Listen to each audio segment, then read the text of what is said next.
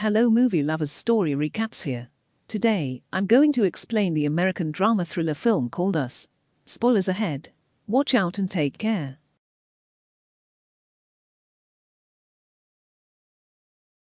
Santa Cruz is in the year 1896. At the Santa Cruz Beach boardwalk, Addie is attending a carnival with her parents. As she scans the carnival, she observes a variety of goings-on. While her father is playing a game, her mother is using the restroom. Addie wanders off to explore after being left unattended. She first visits the beach next to the carnival before going into the funhouse. The moment the lights go out, Addie is trapped in a house of mirrors. She unexpectedly runs into her identical twin. In the present, a four-person family travels by car to Santa Cruz, California. Jason and Zora are Addie's children, who is now fully grown. They arrive at Addie's childhood house in Santa Cruz after a lengthy trek. Her husband, Gabe Wilson, insisted throughout lunch that they go to the Santa Cruz Beach boardwalk that evening for entertainment. Addie still recalls the effects of her evening at the funhouse. She is plagued by flashbacks of the incident and her subsequent rehabilitation, which included a period of silence. She doesn't want to go back there, but Gabe is able to convince her otherwise. Then takes a car to the beach. They are having fun in their automobile as they travel to the beach. Jason's magic firing is made fun of by Zora. When they get to the beach, they see their friends Josh Tyler, Kitty Tyler, and their twin kids. At one point, they see medics removing an elderly man's body with blood on his chest. Jason visits the restroom as the two families unwind. He is horrified to see a man upon his return who resembles the deceased man they had earlier seen. When Addie discovers Jason is missing, she panics. She eventually locates Jason, and they decide to go back home. Addie tells Gabe about her childhood encounter with her doppelganger at night. Gabe doesn't appear to believe her, though. The lights go out as they are speaking.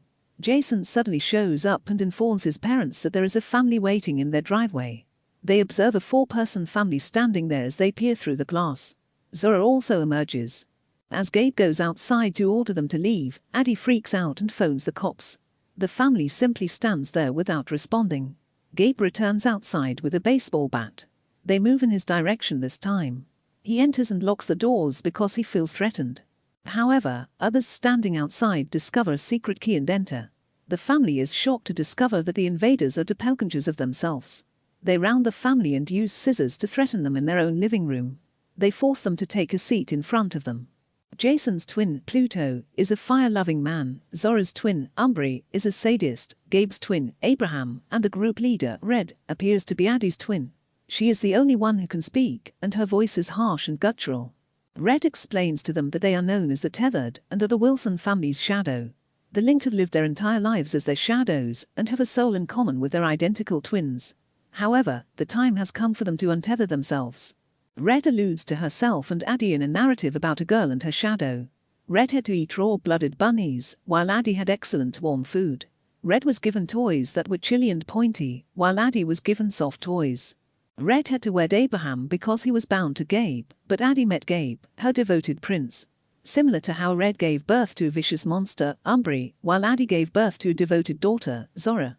Finally, she claims that Red had to do everything alone, whereas Addie had doctors operate on her and assist with the birth. Red has grown to hate Addie and her ideal existence. They have so emerged from hiding to assert their right to live. Red commands Addie to bind herself to the table after explaining. Gabe is dragged by Abraham into the adjacent room. Zora is being pursued by Umbri across the streets, while Pluto is pressuring Jason to play with him. Separating the Wilsons, terrorizing them, and then killing them is the intruder's plan. Jason first notices Pluto's scarred face as they are playing with fire in a small space. Umbri is looking for Zora. A man intervenes to prevent her from stabbing her with a pair of scissors. Umbri stabs the man to death while Zora flees. In the meantime, Abraham strikes Gabe, knocking him out. He then places him in the boat after placing him in a trash bag. When Gabe makes a tiny hole in the bag, he sees Abraham's baseball bat next to it. Boat stops abruptly. Gabe seizes the chance and exits the bag, hitting Abraham with the bat and knocking him into the water. However, Gabe too falls into the ocean as the boat begins to move. When Gabe notices the boat has stopped, he hops aboard. Abraham suddenly assaults him from behind, but he is pushed back into the river and killed there. Then Gabe drives the boat to the home. Jason discovers that Pluto imitates his behavior in the meanwhile. Using his fire ring to divert Pluto, he is able to escape and trap Pluto inside the space. Red notices the sound. For Pluto, she enters and opens the door. For Jason, she searches the entire house. She then removes the head off Addie's old stuffed animal. Although Addie is still restrained to the table, she notices a fireplace poker close by. She succeeds in grabbing it, releasing herself from the handcuffs. After finding Jason, she quickly leaves the house. Zora is located in their driveway. Gabe arrives there just in time with his boat. The family manages to escape as soon as they get on it. Kitty detects a noise when she is in the Tyler family's house somewhere else. She instructs Josh to find out what it is. Their identical twins emerge out of nowhere and slaughter the family in a matter of seconds. The Wilsons show there at that same moment. Addie requests aid from Josh's duplicate. She recognizes that it isn't him as he opens the door for her and pokes him in the head with the fireplace poker. He suffers little to no negative effects, though.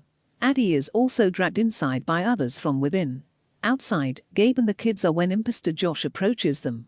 Gabe runs in the opposite direction to draw Josh's attention away from the kids as they flee. The children then search the house for their mother. As a weapon, Zora chooses a golf club. They proceed upstairs after hearing Addie screaming, where they find the twins' lifeless bodies on the floor and the twin doppelgangers playing in the background. One of them emerges in front of Zora all of a sudden. She swings at her with the bat, causing her to tumble over the railing. The second twin then begins to attack them. After a brief struggle, Zora also kills her. The bedroom where Addie is restrained by Kitty's duplicate. Josh pursues Gabe as he sprints to the boat in the meantime. Then Gabe kills Josh by attacking him and shooting him with a flare gun. Through the glass, Kitty witnesses Gabe killing Josh. Zora suddenly attacks her from behind, but Kitty avoids the blow. She is ready to stab Zora when Jason hits Kitty in the head to stop her. The Wilsons try to make sense of the situation as they sit in the living room. Each of the 911 lines is occupied. They see from the news that this has been occurring all around the nation.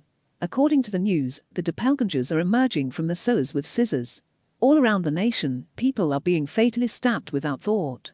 After killing their counterparts, the doubles are seen joining hands to form a huge human chain. It appears as though they have been organizing this for weeks. Addie makes the decision to drive along the coast and flee to Mexico because the entire nation is under attack. Umbri appears in front of the family as they get into the automobile.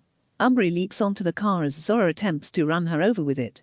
The vehicle is then quickly stopped by Zora, sending the passenger flying into a tree where she becomes impaled by a branch. Then, the family takes off from the area. On their way, they pass a number of dead bodies. A burning automobile in the center of the road blocks them. Pluto, Jason's double, shows up there. While the others remain in the vehicle, Addie steps outside to fight him. Jason quickly sees that this is a trap. Pluto wants to start the car the family is driving. Everyone else is told to leave by him.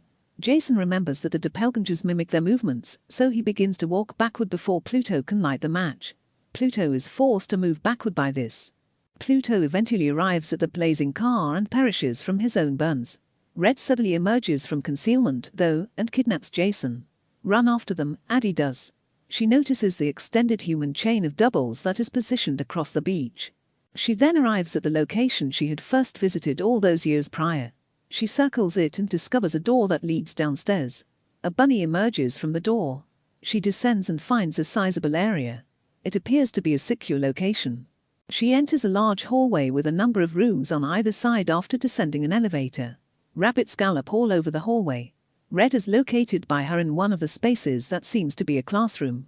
The human chain with mirror images is depicted on the board. Where is her son? Addie queries of her. Red, however, begins babbling about how they are also human. Then she shares the truth about how they came to be. Red says that the tethered, also known as the shadows, are manufactured creatures made by the government to manipulate the people on the surface for their own sinister reasons. The project's goal was to produce clones that will link to their creators via their souls.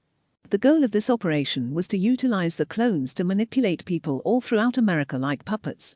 The studies, however, were a failure, and the tethered were left underground for years, mindlessly imitating their counterparts' behaviors and subsisting on rabbit flesh.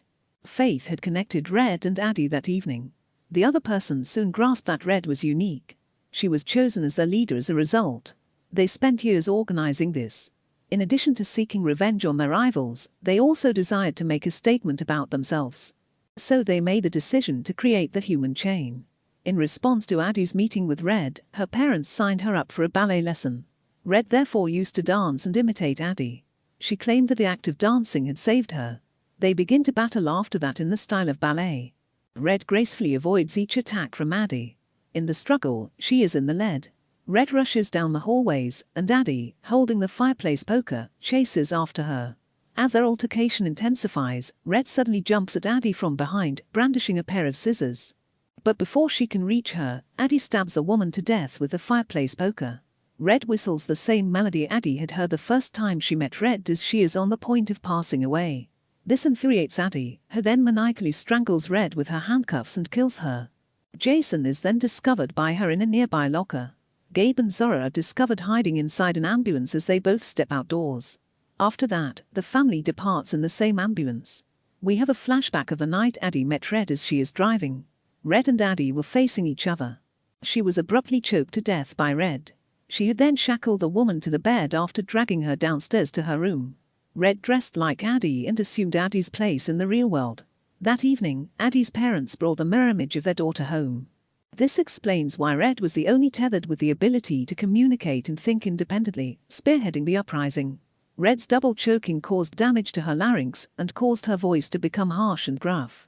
This explains why Addie was unable to speak when she was a youngster and why she was discovered at the beach. Shadows can't communicate verbally. Over time, Addie's shadow picks up language, develops into a typical person, forgets she's a clone, and can even love and laugh. We observe a several miles-long human chains made by the Doppelgangers as the film comes to a close. Don't forget to subscribe for more recaps like this, switch on alerts, and give the channel a thumbs up to help it grow. Thank you for taking the time to watch. Let's meet up the next day for another evaluation.